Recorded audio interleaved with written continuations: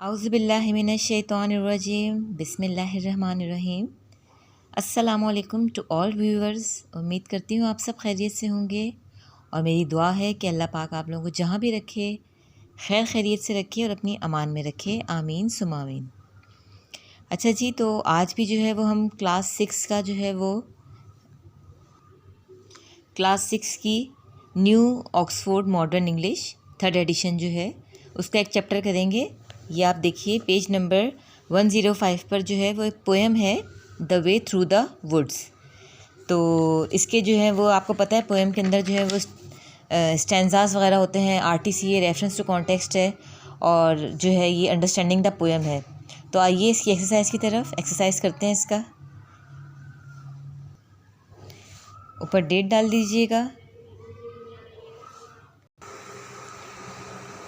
Poem लिखेंगे, writer का name लिखेंगे। इनके राइटर का नेम है रुडयार्ड किपलिंग, ठीक है। The way through the wood, ये हमेशा माइंड में रखा करें। जब भी इंग्लिश का कोई चैप्टर पढ़ते हैं तो आप लोग जो है वो राइटर का नेम ज़रूर याद रखा करें। और जो पोएम होती है उसके जो है वो पोएट होते हैं, ठीक है।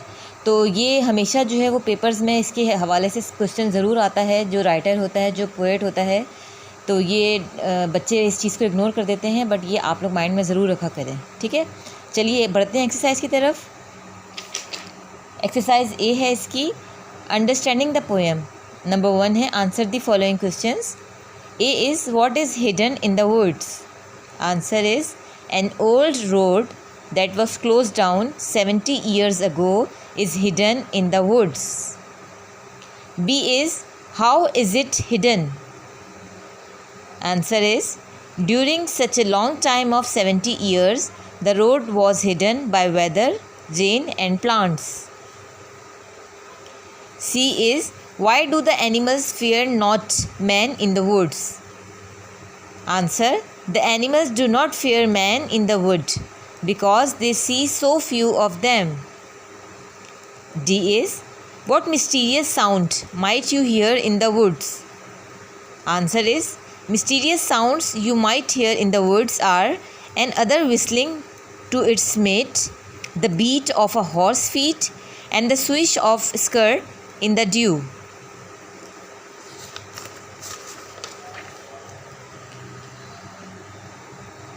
Now E is does the poem have a rhyme scheme? Answer is yes, the rhyming scheme is A B C D A D E D D A। ये ऐसे ही स्लैश डाल के लिखने आप लोगों ने, नॉट क्वाइट ब्रैकेट में आएगा, D double A B C D bracket A D E D D F D A and A F. F is how is the word anonymous pronounced? The answer is the word is pronounced as ANEMENEZ।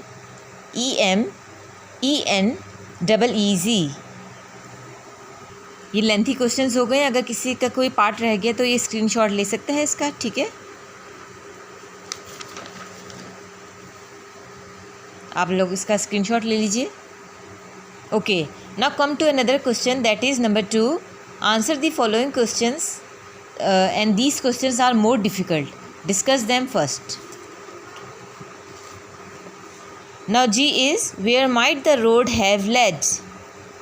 Answer, the road might have led out of the woods to some place which might not be as important as it is used to be. The road became disused because it was shut 70 years ago. H is do you like the poem and why? Yes, I like the poem because it shows the poet's love for nature and human inability to stop any natural process. अच्छा, जिन जिन ने इन poem को अगर पढ़ा हुआ है तो उनको अच्छी तरीके से पता होगा कि ये पोएम किसके बारे में है। तो पोएट जो है वो इसकी नेचर की खूबसूरती को जो है वो बहुत ज़्यादा पजीराई कर रहा है, उसकी बहुत पसंद कर रहा है। अगर किसी को ये पोएम समझनी है कि इसमें क्या है, या और मैं इसको अगर स्टैंजा वाइज करवाऊँ तो वो मुझे कमेंट सेक्शन में बता सकता है। मैं उसको ये पोएम अच्छे तरीके से एक्सप्लेन कर दूँगी, क्योंकि लोग कहते हैं कि नहीं जी आप इतना ब्रीफली एक्सप्लेन नहीं किया करें, बस इतना टाइम नहीं होता, आप एक्सरसाइज जो है वो लिख कर दे दिया करें, वो हम कर लिया करेंगे।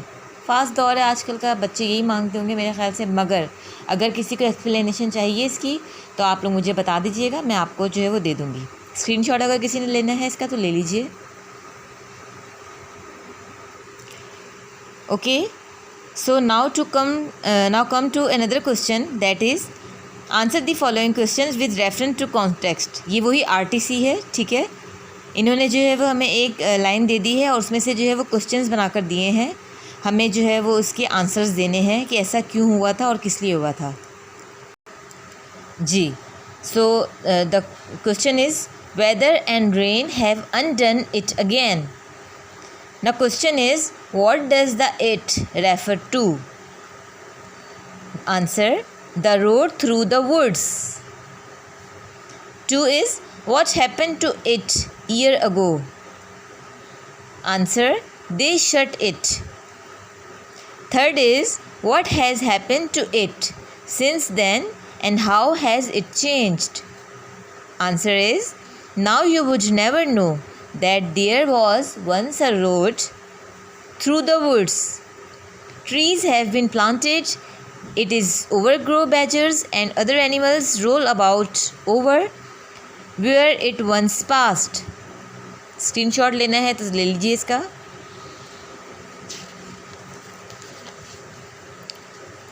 Now B is,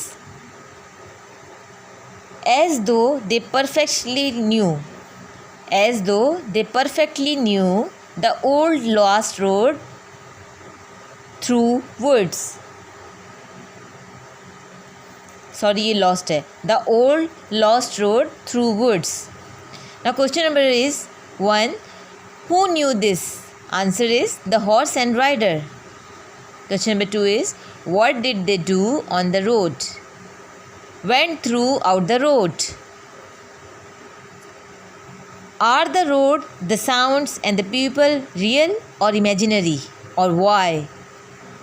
People will say whether they think they are or were real and why they think that. Screenshot अगर किसी ने लेना है तो वो भी ले लीजिए इसका।